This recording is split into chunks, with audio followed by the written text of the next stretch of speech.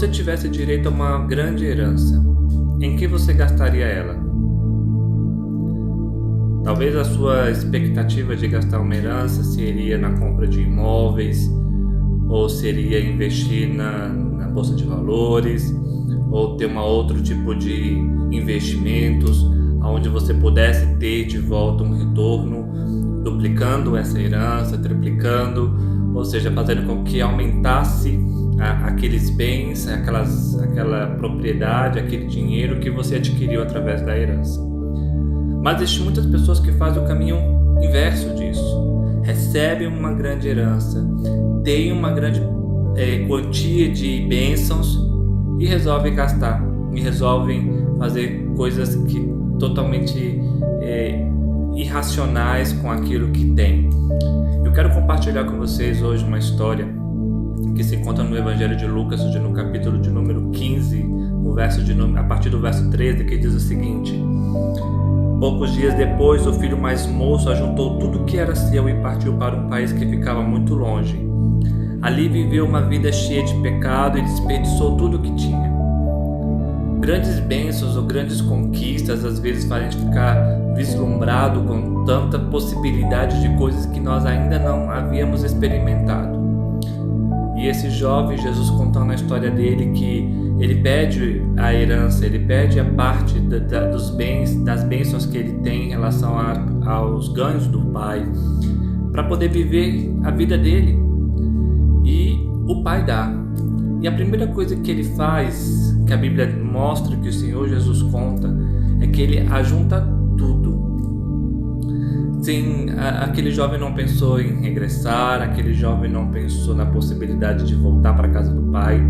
Aquele jovem teve a intenção e a certeza de que ele se daria muito bem na vida, de que ele não precisaria mais regressar para a casa do pai dele, que ele não teria mais por que voltar ali. Se fosse, seria só de passagem ou de visita, porque ele iria se dar muito bem na vida. Então ele ajunta tudo. A Bíblia diz que ele ajunta todas as coisas dele. Eu fico imaginando ele pegando os sapatos, as roupas, todas as propriedades, os bens, e saindo ali com aquela quantia de dinheiro para um lugar muito longe. A primeira coisa que ele fez, ele ajuntou tudo. Às vezes a gente quer sair da casa do pai e a gente quer deixar a porta fechada, e a gente não, com a intenção de não regressar para a casa do pai, com a intenção de não voltar para a casa do pai. E a gente pega tudo, ajunta tudo e sai. Só que a gente não sai para a casa do vizinho, a gente não sai para a próxima rua, a gente não sai para a cidade próxima. A nossa tendência é sempre ir para mais longe. Esse jovem fez isso. Quanto mais longe ele estivesse do pai dele, melhor seria para ele, porque ele teria certeza de que nada à volta dele o traria novamente para a casa do pai dele. E às vezes nós estamos nessa mesma situação. Quando nós decidimos muitas vezes sair da presença de Deus, nós queremos ir para bem longe do Senhor. E aí aquilo que nós cometíamos antes, aquilo que nossa alma era tendenciosa, naquilo que nosso espírito desejava, nossa alma desejava, é justamente isso que a gente vai fazer. É justamente isso que nós vamos em busca, sabe? Quando nós lutávamos contra algo, quando a gente sai da presença do Senhor, é de encontro com aquilo que a gente vai, é de encontro com o mal, é de encontro com o pecado. E o pecado, ele nos faz andar cada vez mais longe do nosso Pai, cada vez mais longe de Deus, sabe? A gente resolve gastar tudo que nós adquirimos, todo o esforço do Pai, tudo aquilo que Ele nos deu, longe dEle, longe da presença, longe da companhia, sabe? Longe das vistas dEle, para que nós pudéssemos ver e ter a certeza de que Ele não se meteria no nosso modo de viver. E Ele foi para longe. Às vezes nós estamos nessa situação hoje, longe dos caminhos do Senhor, longe da presença do Senhor, longe da vontade de Deus, né? E aí a Bíblia diz que longe da casa do Pai, depois de ter juntado tudo, ele começa a se envolver com pessoas, ele começa a se envolver com coisas que faz com que ele gaste absolutamente tudo. toda a riqueza, todos os bens, tudo aquilo que ele levou como parte da sua herança, ele gastou tudo. Eu fico imaginando que às vezes a gente pensa que sair da presença de Deus a gente vai ficar melhor. A gente sai da presença de Deus porque se decepciona com alguém que falou mal da gente. Às vezes sai da igreja porque uma palavra que foi pregada sobre pecado, sobre alguma coisa, nos atingiu diretamente. Ou quando a gente descobre algumas coisas e a gente decide viver longe dos caminhos do Senhor, como se isso realmente fosse melhorar a nossa vida. A Bíblia conta Jesus contando essa história desse jovem. Ele foi para bem longe e tudo que ele tinha, que adquiriu, ele gastou. Às vezes nós temos habilidades para cantar, às vezes alguns têm habilidade para tocar, outros têm habilidade de fazer fortuna, outros têm habilidade de influenciar pessoas, outros têm habilidade de se relacionar, de viver socialmente bem com os outros. Tudo isso porque adquiriu na presença do Senhor. Tudo isso porque adquiriu no momento de comunhão com Deus, sabe? No momento de comunhão com o Pai.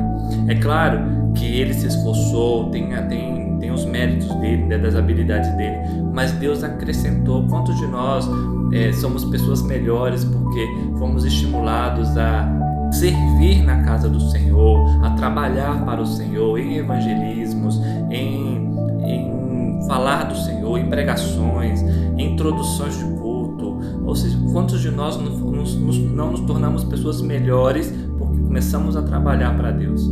E isso adquirimos bens, sabe? E a gente resolve gastar todo esse ensinamento, tudo que nós tivemos, longe dos caminhos do Senhor, longe da presença do Pai. E aí a gente acaba com tudo, a gente desperdiçou tudo, a gente anda longe dos caminhos do Senhor, sem nenhuma perspectiva de volta, sabe? E aí Jesus conta algo que pode acontecer a qualquer momento para qualquer pessoa. Os momentos de dificuldade, os momentos de escassez, os momentos de lutas, os momentos de dores. Todo mundo pode passar por esses momentos. E Jesus conta que na época desse jovem houve uma grande fome naquela região, uma grande necessidade. Quem tinha dinheiro ia se dar bem, porque teria condições de se manter, teria condições de trabalhar, teria condições de comprar as coisas para o seu próprio sustento e da sua família. Mas quem gasta tudo, quem não tem perspectiva, que não tem intenção de volta para a casa do Pai, perdeu tudo, não tem mais o que comer, não tem finanças, não tem recursos para adquirir comida, enfim, moradia, não tem mais nada.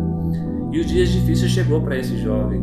E o Senhor diz, depois o Senhor vai contar na história que ele procura emprego, sabe? Eu quero só botar um ponto dizendo que quando nós temos muito dinheiro, quando nós somos pessoas influenciadoras, quando nós somos pessoas que levam outras a pensar, a refletir, nós às vezes nos cercamos de muitos amigos.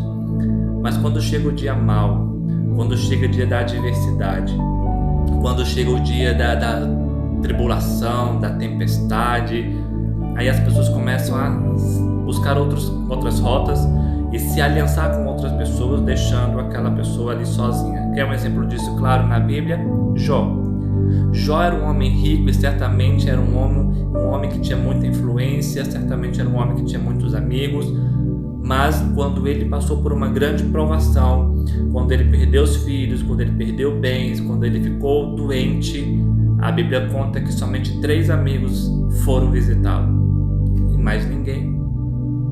E aí eu quero entrar nessa questão de que quando a gente passa por necessidades, a gente precisa lembrar que a gente tem um pai que nunca fechou a porta da sua casa para um filho, um pai que se importa em ter o filho perto, um pai que se importa em abraçar, em receber, em cuidar, em tratar, independente do que nós fizemos, independente do que praticamos de errado. Quando nós voltarmos para a casa do Pai, o Senhor vai sempre nos abençoar.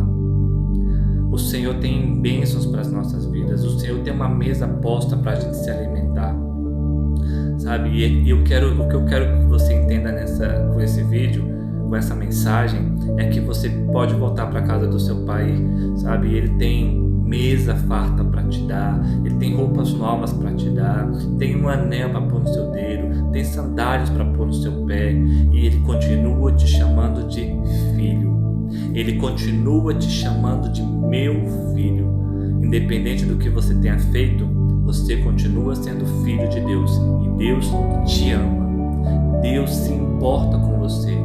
Deus está desejoso que você volte para a casa do Pai. Não importa se você tem mais algum talento, não importa se você já perdeu tudo, não importa se você tudo que você recebeu você jogou por água abaixo, não importa. O Senhor te restitui novamente. Tudo que Deus quer é fazer que você viva novamente uma nova experiência, uma nova vida, uma vida cheia de paz, de alegria e de sucesso. Regresse para a casa do Pai.